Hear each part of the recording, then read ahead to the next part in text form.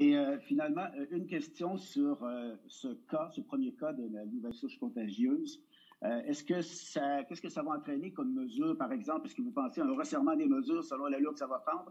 Est-ce que vous avez un calendrier à tel cas ou à telle cadence, on va devoir serrer la vis? Ça ressemble à quoi? Je vais laisser le docteur Arruda, mais il y a un point que je voudrais faire, c'est qu'on sait les vols qui arrivent du UK. Ça fait qu'on va avoir une méthode spécifique de testage pour les vols qui vont rentrer du UK.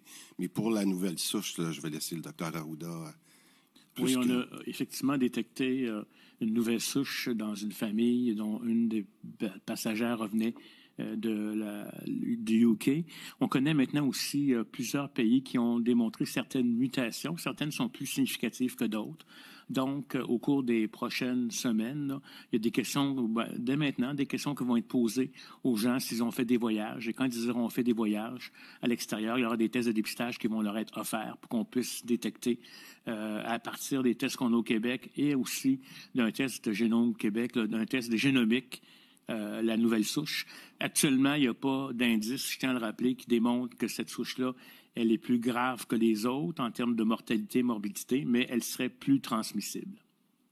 Maintenant, nous allons adresser la parole à Jeanne Corriveau du Journal Le Devoir.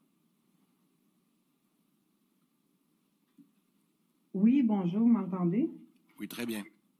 Concernant la nouvelle souche, le cas qui a été détecté, est-ce qu'on doit comprendre que la personne qui a transmis le variant de la COVID, n'a pas respecté la quarantaine?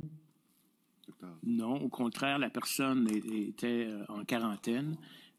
C'est des contacts familiaux, donc dans les faits qui ont été exposés. Donc, c'est pas quelqu'un qui s'est promené, elle a respecté la quarantaine, mais elle a fait sa quarantaine chez elle. Il est possible qu'à ce moment-là, elle a eu des contacts, bien entendu, avec des personnes de sa propre famille, mais elle n'a pas été circulée dans le territoire. Et compte tenu des chiffres qu'il y a, des cas par jour, est-ce qu'on peut s'attendre, est-ce que vous envisagez de prolonger le confinement au-delà du 11 janvier? Bien, on n'est pas rendu là pour le moment parce qu'il faut, pour tous ceux qui sont en pyjama à la maison aujourd'hui puis qui nous regardent, je voudrais les encourager premièrement à respecter déjà les mesures qui sont en place. Là, puis je le dis un peu avec humour parce qu'il y a quand même, je le répète, là, une très, très grande partie de la population qui suit les mesures et qui nous aide à faire ce qu'on est en train de faire. Mais pour répondre à votre question, ce qui est important de dire, c'est qu'il y a quand même des mesures qui sont assez récentes. Je prends juste celle dans les centres commerciaux. C'est seulement fermé depuis le 25 décembre. On est le 29, là. Alors, donnons-nous une chance un peu. Je sais qu'on a arrêté pour les écoles le 17, mais on l'a dit que c'est une série de mesures qui allait faire une différence. On aurait aimé mieux, Dr Arruda et moi et toute l'équipe, dire qu'on était rendu à 1900 cas aujourd'hui. C'est pas le cas. C'est pas un jeu de mots, là, mais pour répondre rapidement à votre question, il est trop tôt pour voir s'il y a d'autres mesures.